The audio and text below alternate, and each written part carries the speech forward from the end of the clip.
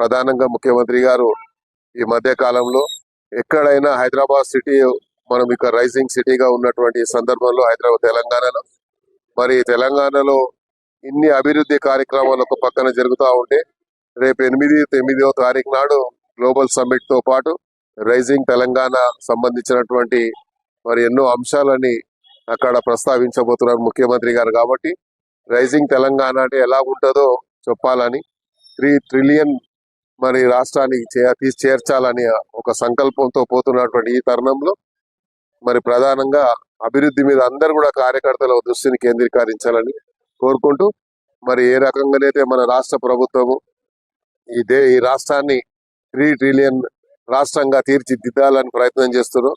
మనం కూడా అందరూ అందులో భాగస్వాములై మరి గ్లోబల్ సమ్మిట్ కు వస్తున్నటువంటి ప్రతినిధులందరికీ పెట్టుబడి పెట్టడానికి వస్తున్నటువంటి మల్టీనేషనల్ కంపెనీలకు కూడా మేము మనస్ఫూర్తిగా స్వాగతం పలుకుతాం.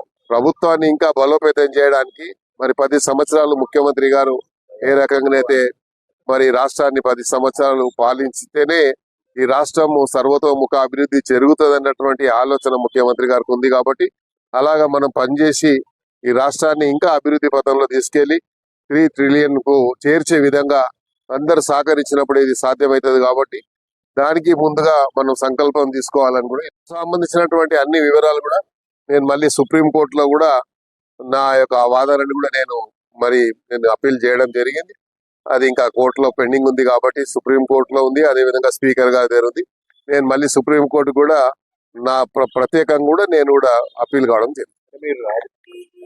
సందర్భాన్ని బట్టి అది నిర్ణయం తీసుకుంటాం. ఇంకా దాని గురించి ఏం చర్చ జరగలేదు.